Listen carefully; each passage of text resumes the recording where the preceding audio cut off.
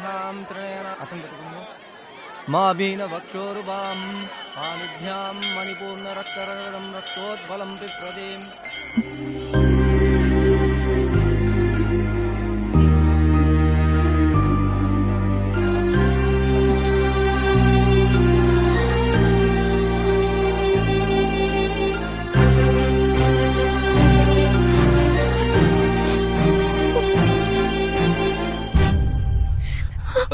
అంజలి, అంజలి ఆగు. ఇందులో నా తప్పేం లేదు. ఆ రోజు అక్కడ ఉన్న పరిస్థితుల్లో మా నాన్న మాట కాదనలేకపోయాను. ఎప్పుడైతే నువ్వు నన్ను మోసం చేసి వేరే అమ్మాయి మెళ్ళ తాళి కట్టావో అప్పుడే నేను నిన్ను మర్చిపోయాను. అమ్మాయి ఎవరు? శక్తి ముందు ఆ అమ్మాయిని ప్రేమించాడు. వాళ్ళ నాన్న ఒప్పుకోపోయేసరికి నేను పెళ్లి చేసుకున్నాడు. అందుకే కోపంగా వెళ్ళిపోతుంది.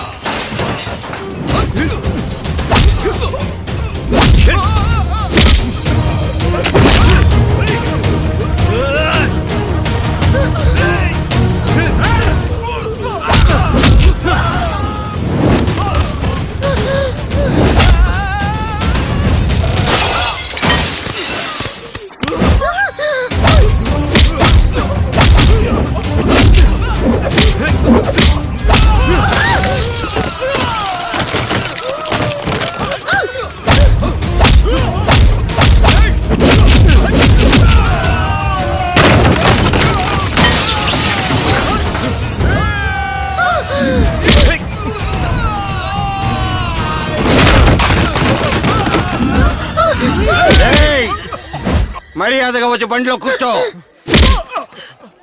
అయ్యా, ఆ వీరయ్య గారి మనుషులు అబ్బాయి గారిని అమ్మాయి గారిని తీసుకుపోయారయ్యా.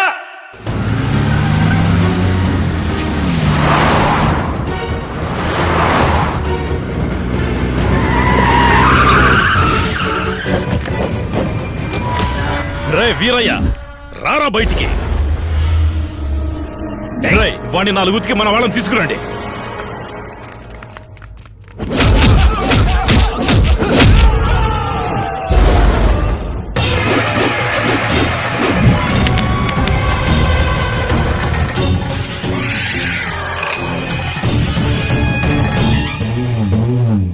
బావా, జనాన్ని వెనకేసుకొస్తే జంకి వెనక్కి పోవడానికి నేనేం తొండను కాదు.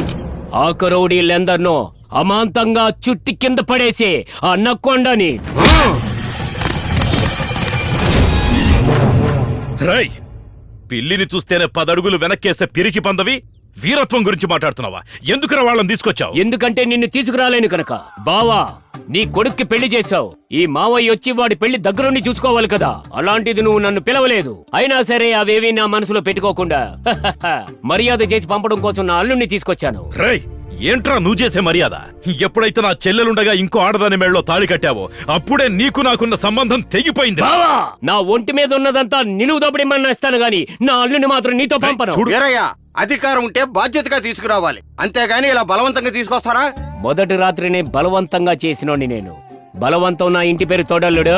రాయ్, నువ్వు మాటలతో వినవురా. నాన్న ఊరుకోండి అన్న. మామయ్య ఏదో మర్యాద కోసమేగా తీసుకొచ్చాడు. ఒక 2 రోజులు ఇక్కడ నుండి వచ్చేస్తాం. మీరు వెళ్ళండి. నువ్వేంట్రా వాడికి సపోర్ట్ చేస్తావు? విని వెళ్ళండి నాన్న.